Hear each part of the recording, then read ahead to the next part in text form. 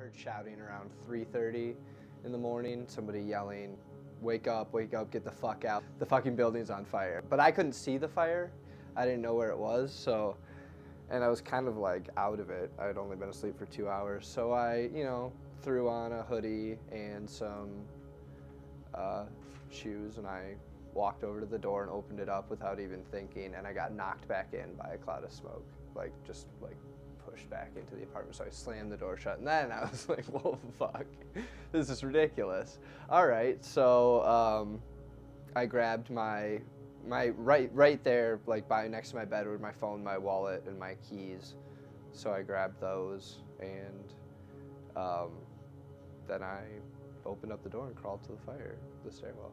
I looked out the window and I seen like shards of glass and fire actually falling outside my window, because the fire was actually directly right above my apartment. When I got down the stairs and there were people going up, like the manager, I saw him going back in. He came back, he was like, get out now, get whatever you gotta get out now. By the time I got down to the street and looked back up, the flames had already, they were like spewing out of his bedroom window, or his whatever side window. That was like the most visibly charred, like clearly where the fire started. They were like, and they were shooting at the side wall of where like my hallway to my bedroom and my bedroom are. But they hadn't been doing that when I was up in the apartment, because I would have noticed.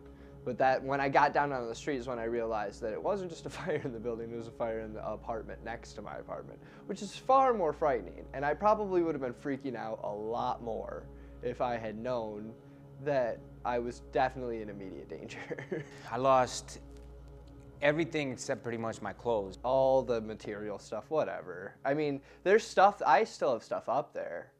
I was up there, and it was pointless to get, because my living room stuff didn't burn. It just is smoke and water damage, but it was frozen too. They pumped, hundreds and hundreds of gallons of water into that place. Most of my clothes actually remain intact. Those closets, I guess, kept them pretty nice. So I was happy about that, but everything else is just pretty much gone. And I also got out my pictures, my portraits, like my family portraits and stuff like that from when I was young, which is really nice because that's irreplaceable stuff. Everyone starts talking to each other.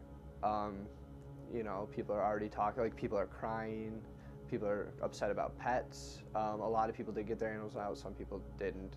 It was funny, people were just talking about some of the random things that they lost, not even like the huge, this guy was talking to this guy, he was like, I lost all my baseball cards, all of them.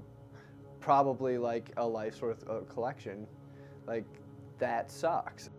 Then I started getting phone calls from everyone. I had to turn my phone off. I couldn't handle it. It was nice at first, but then it was just overwhelming. Everybody kept asking you how you feel. That, it makes you feel good, but so much of it, then you're just like, stop talking to me. I don't know if I'm fine, because I have to keep answering whether or not I'm fine. I've heard stories, and I was inquiring about it when it initially, but then why he did it doesn't really matter to us, everybody that was affected. He just did it. I mean, why he did it, he can't change that. So, I mean, it'd be nice to know, but that's, unless he wrote it down someplace that didn't burn, then we have no idea. The guy was an interesting character, He was a lawyer, before, at one point in time in his life, and something happened. He got disbarred from being a lawyer. He was actually one of the lawyers. He used to work downtown somewhere, and you could see he was a real sharp guy, but he was falling down and into the pits of life. He always had a bottle or something with him. It was a sad thing to see. I used to talk to him. I used to have conversations with him every time I ran into him in the hallways and stuff like that. But I never knew about the other things that he did.